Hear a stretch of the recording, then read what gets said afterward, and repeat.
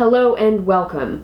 This video is going to be part of my larger acne series, which you will see linked up above from time to time. And this video is to address two of the most common questions I've been getting during this acne series, which is, I'm so frustrated, should I take Accutane or should I take antibiotics to try to cure my acne? So we'll start with the Accutane question. When I was 15, I wanted, desperately, to take Accutane to get rid of my chronic cystic acne. I had some of the worst acne of all of my friends, and even with their mild cases of acne, some of their parents put them on Accutane to cure it. I mean, sure, they had to go in for monthly blood draws to make sure their livers weren't failing and, they weren't growing mutated fetuses, but I was 15, so what the fuck did I care? But my mom refused to allow either me or my sister to take Accutane, and I resented her thoroughly. Until I grew up and realized that Accutane is scary stuff. Even the company that made it realized how scary it is and stopped its manufacture in 2009, but not before it was banned in 11 countries. Though that's not to imply that the pharmaceutical company Roche discontinued Accutane out of some kind of concern for public safety.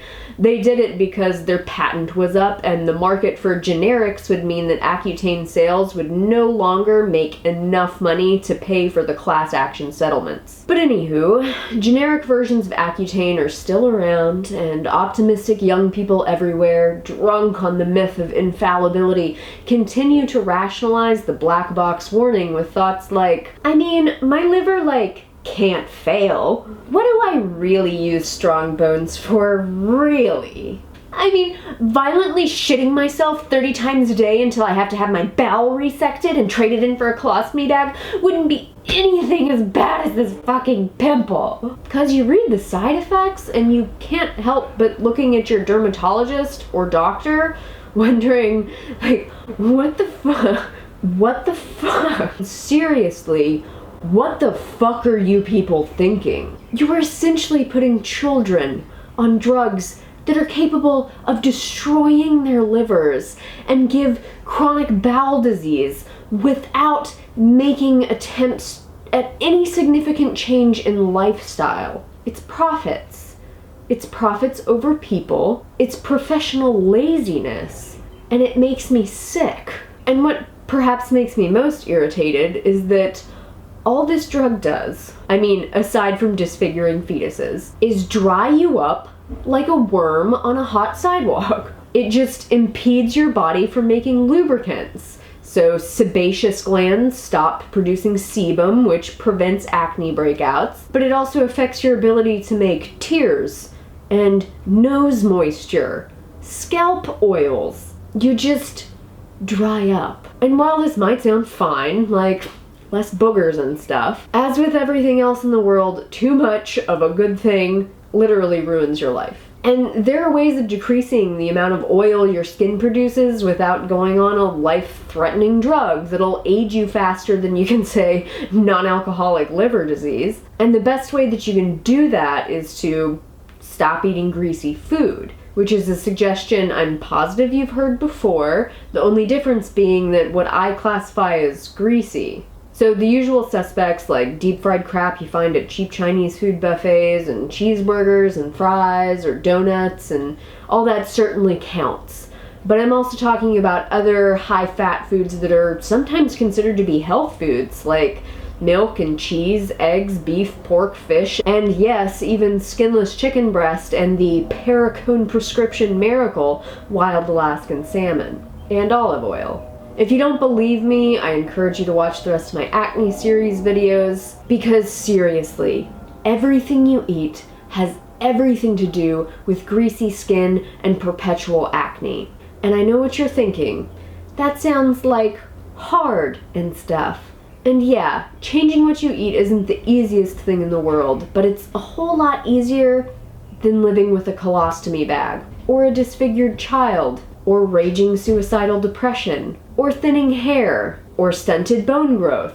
There's another way, and you owe it to yourself to give that a try before you go on such a dangerous drug. Which brings us to one of the other common options for acne treatment, which are antibiotics. So should you go on antibiotics to get rid of your acne? This could be my shortest answer ever, which is no, no, no. Do not take antibiotics for acne. I remember when my sister was a teenager, and her dermatologist put her on round after round of tetracycline or erythromycin. And I mean, she was on antibiotics for months and months, and her severe acne, while it would improve a little bit, never disappeared. It just kept getting worse, and as soon as she went off the antibiotics, it would get exponentially worse. And looking back, knowing what I know now about gut health, I understand why. What I don't understand is how any doctor or specialist with over a decade of schooling could have been or could still be okay with prescribing unnecessary antibiotics. I don't understand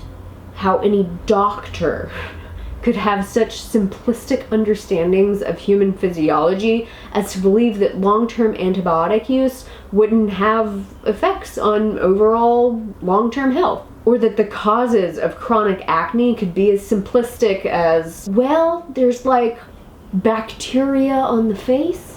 What's interesting is that up until the 1950s, if someone was suffering from acne, it was treated through basic hygiene and nutritional counseling. But during that decade, tetracycline was introduced as an acne treatment, and it no longer served the pharmaceutical industry or dermatologists to help people cure their own maladies using the produce aisle. Obviously, antibiotics have been effective at treating some cases of acne, otherwise they wouldn't be used. But then again, you could say the same thing about soaking your face with cow piss, which this article could lead you to believe is a new idea. But it's not, because I learned about it when I was 14 and desperate, at which point I did pee in a jar so I could wash my face with it, but I lost my nerve at the last minute. Hashtag things you thought you'd never admit in front of 40,000 people. Back to the topic. The net effect of antibiotic use is just not worth it.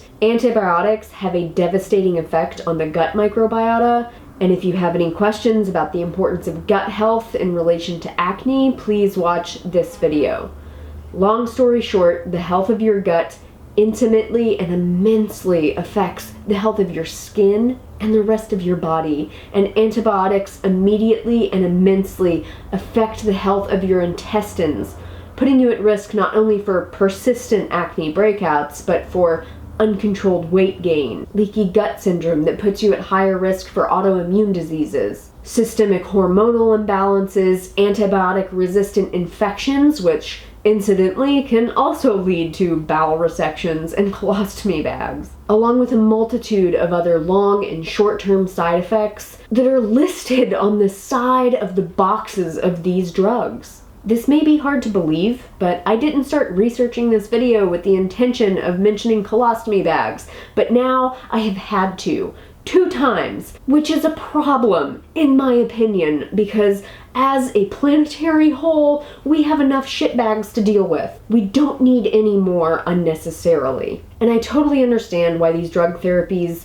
appeal to those of us with serious acne. I truly do. I have experienced the profound disappointment of looking in the mirror and seeing a face, neck, chest, and back covered in painful acne. I know how painful it is physically and emotionally. And I know the feeling of being willing to give anything to have clear skin. But these drugs come with major life-altering side effects, and they don't guarantee success. In fact, in many cases, using these drugs can cause skin to get worse and perpetuates the underlying systemic health issues causing your acne in the first place. So I really recommend give lifestyle changes a good long chance before you resort to introducing risky drugs. If you have questions, if you want more information, or are simply curious, check out the acne series. It'll show up if you click the links right up there. I've also linked it in the description box below. If you want to keep up to date with my videos where I talk about health and such without the nostril stinging stench of bullshit, don't forget to hit the subscribe button below. Comments and questions also go down below. What's up? I'm at the store. Okay, I'm gonna be gone when you get home. Okay. That is cool.